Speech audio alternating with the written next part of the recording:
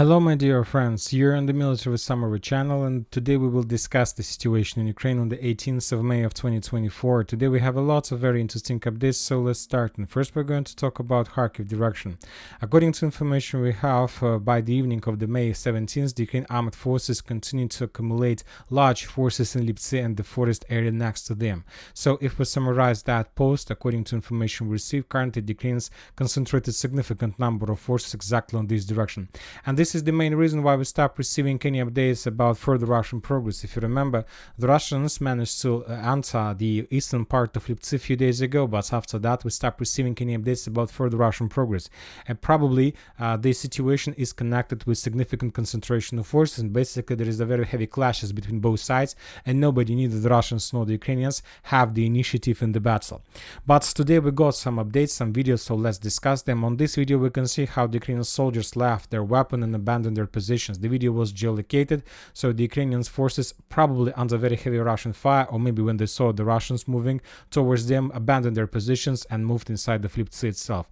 Furthermore, we got a few videos of how the Ukrainians were bombing the Russians along this tree line. The Ukrainians were bombing the Russians here, and based on those videos we have adjusted the map showing additional Russian progress.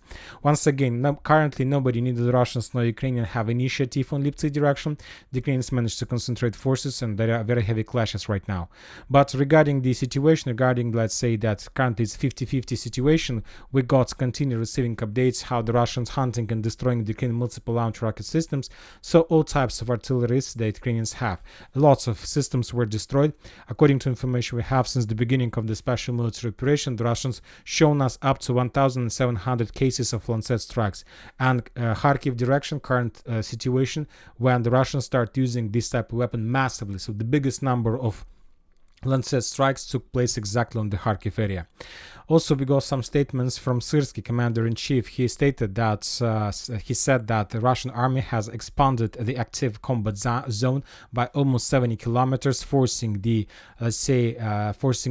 armed forces of Ukraine to use additional reserves. So, as we can see, he says that the situation is very difficult, and most likely the Russians will get additional progress during the next few days.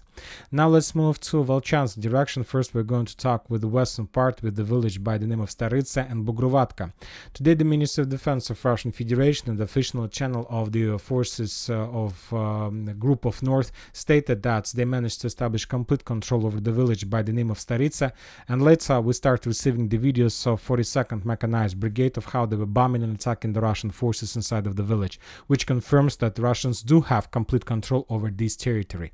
Now let's move to Vovchansk itself. We have lots of very interesting updates. As we can see, we have adjusted the map, and today the Russians managed to reach this most southern part of, let's say, northern part of Vovchansk, capturing and currently the clashes are taking place along this forest. We got a lot of videos. For example, on this video we can see how the Ukrainians were bombing the Russians, and as a result of very heavy explosions the entire building was reduced to ruins. So this is the hospital that was captured by the Russians a few days ago. On this video we can see how the Ukrainians were bombing the most southern part of Vovchansk, which also confirms that the Russians captured everything. And this is the most important because we will discuss in a second another video that we got today, and this video is probably even more important than this one.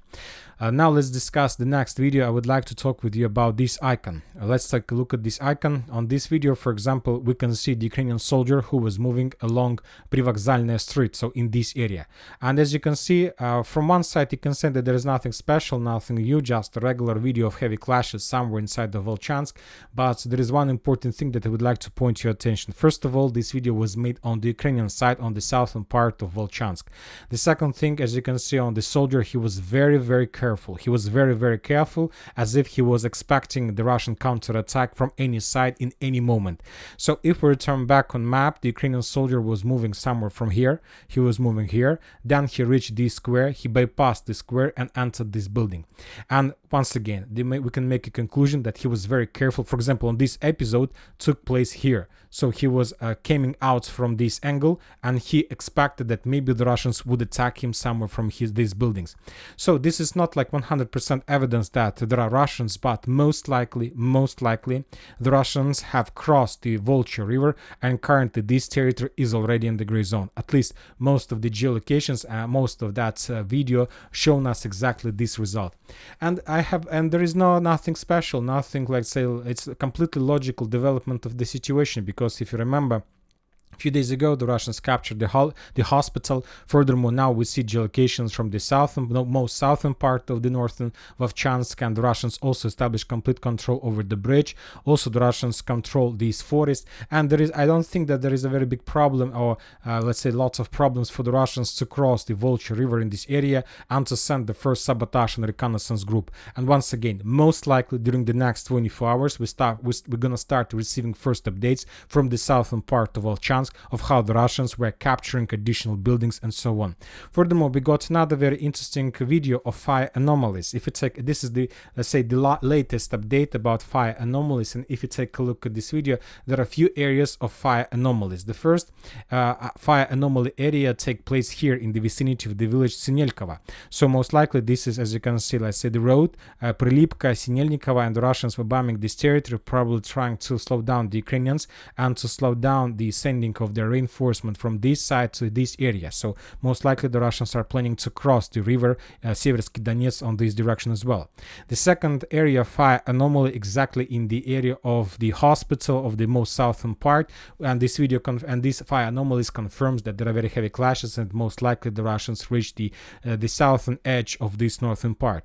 And the second area of the heaviest fire anomalies is located to the west, and this is the area of the, let's say, third point of fire anomalies, and I'll remind you that this is exactly the territory where the Russians tried to cross Vovcha River and to establish the foothold inside of this forest. So based on that fire anomaly video, fire anomaly picture, we can make a conclusion that the Russians crossed the river and captured additional foothold in this forest. So if we summarize everything, we don't have 100% sure confirmation, but most likely the Russians crossed Vovcha River in the vicinity of the railway station. The Russians captured completely the southern part of the northern Vovchansk, and the Russians established a foothold in this forest. And most likely during the next 48-24 hours, we're going to receive confirmations of that. And another important thing that I would like to point your attention is that we have no, let's say, updates, no geolocations exactly from this territory, which also confirms that most likely the Ukrainians left the territory, and now this area not in the gray zone but under complete Russian control. And currently there are no clashes in this area anymore. As you can see, no icons, no explosions, no different mappers updates about additional Russian progress. We have nothing from this area. Of course, the Ukrainians try to stabilize the situation. They're sending always additional reinforcements and reserves, trying to counterattack the Russians. But most of Ukrainian reserves can't even reach the outskirts of the town, because, for example, in this video we can see another tank that even haven't managed to reach Vovchansk and was destroyed as a result of Russian Lancet or probably FPV drone strike. The same story took place a little bit further to the north. Another Ukrainian personnel carrier was heading to the line of combat contact, but basically was destroyed by FPV drone. So the Ukrainians can't hold Vovchansk, and most likely, if updates about the situation confirms, we can start counting days when the entire Vovchansk is going to fall.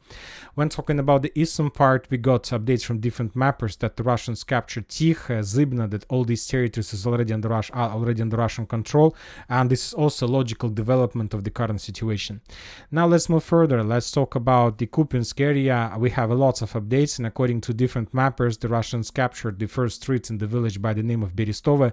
This information was confirmed by different mappers, including pro-Ukrainian and neutral. So most likely during the next few days, we're going to receive first videos and geolocations confirming this Russian progress.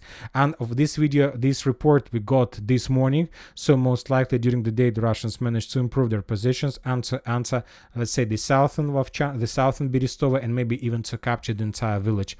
Furthermore, we got updates about additional Russian progress on the line between Mesazharovka and Stelmahovka, without any geolocations confirming this, but according to information, the Russians, as a result of offensive operation, managed to enter Mesazharivka itself. So for now we don't have any geolocations, so let's wait, but probably this is also another Russian, let's say, area where they get some progress.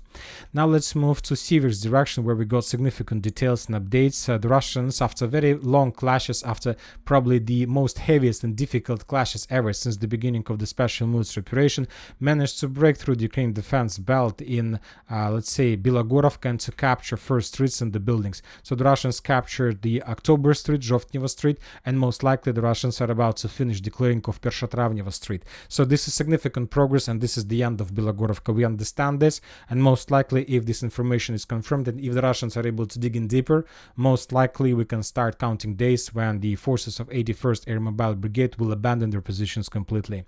Now let's move to Chasiv Yar. We got additional updates about further Russian progress. The Russians, according to the sources, entered Kalinovka from the east. The Russians, according to sources, entered Chasiv Yar also from the east.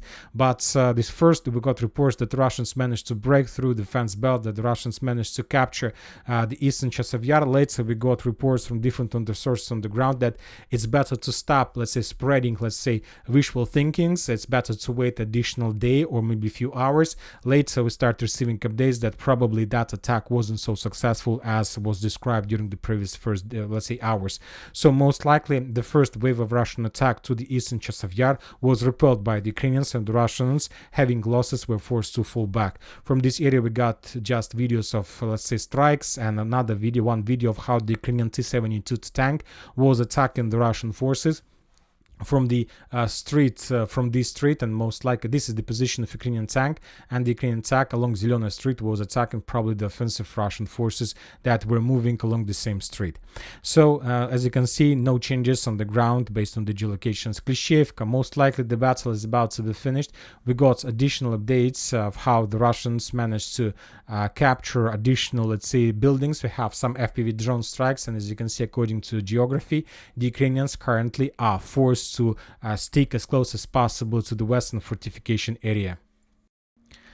Now we are moving further to Avdiivka direction, where we got also significant number of updates and details. Very heavy clashes are taking place on the line between the village by the name of Sokol and the village by the name of Solovyovo. Both sides can't get the complete initiative in the battle.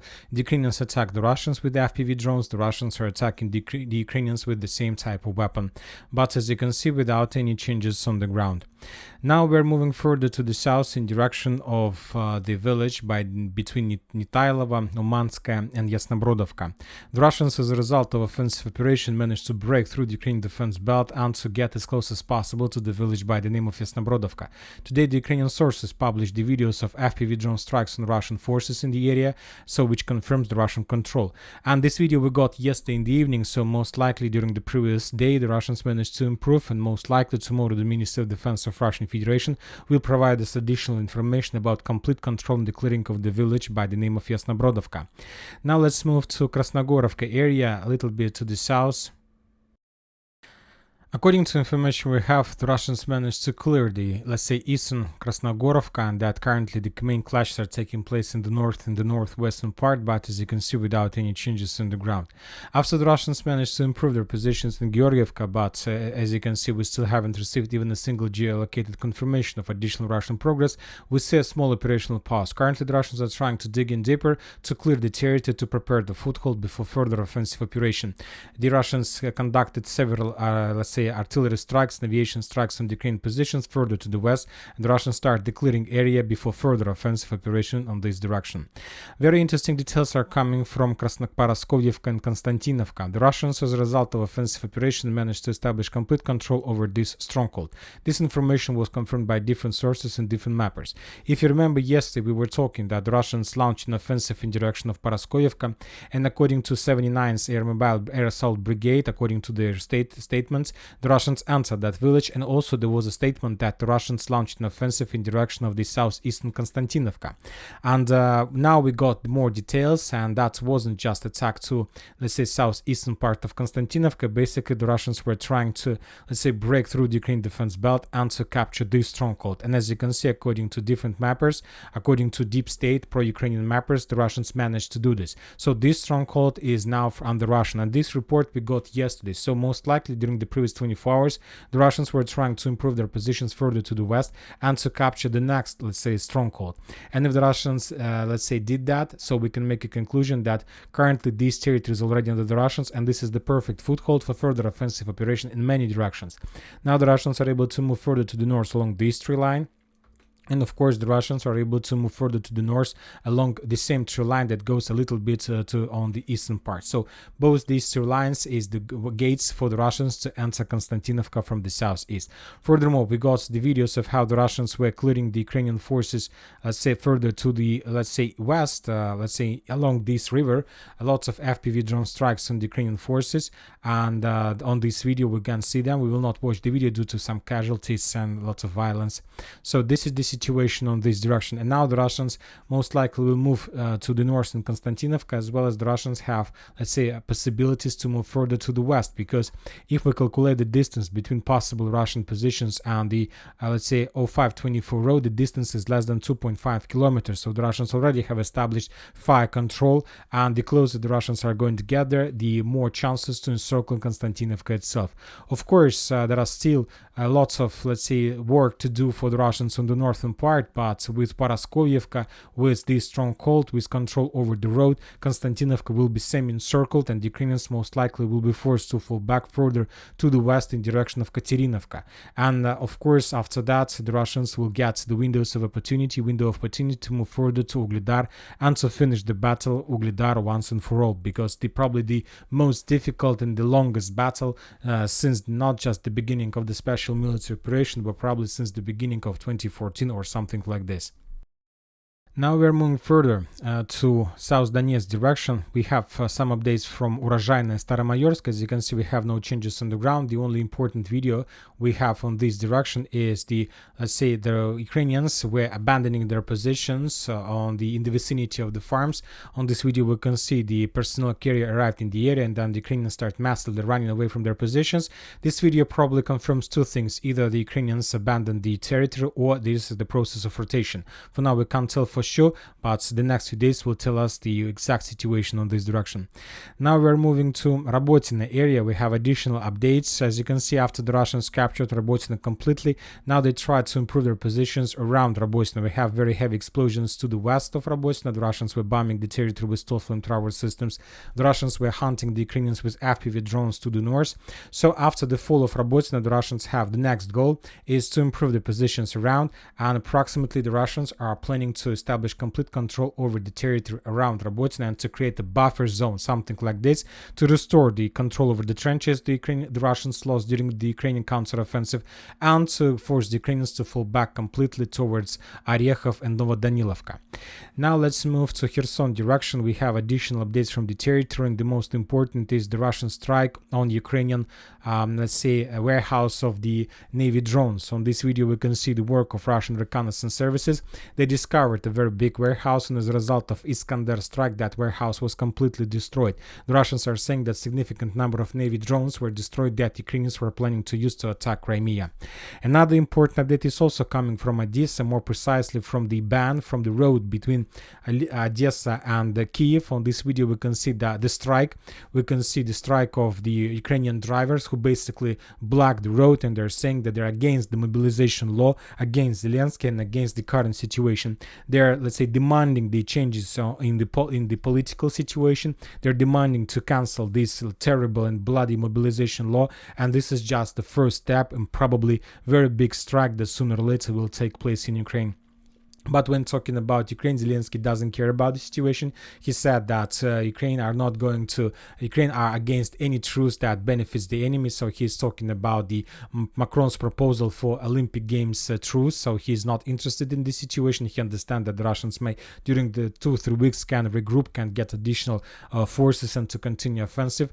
Also, Zelensky stated that Western countries want to end the war as soon as possible, but Ukrainians want to finish the war not as soon as possible, but with a just peace. And according to him, just peace is the borders of 1991.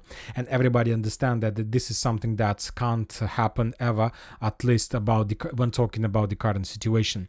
And that's it for today. Military Summary channel reminds we condemn any violence in the world. Thank you for watching. Subscribe to my channel, put your likes, share my Patreon, and have a good day. Bye bye.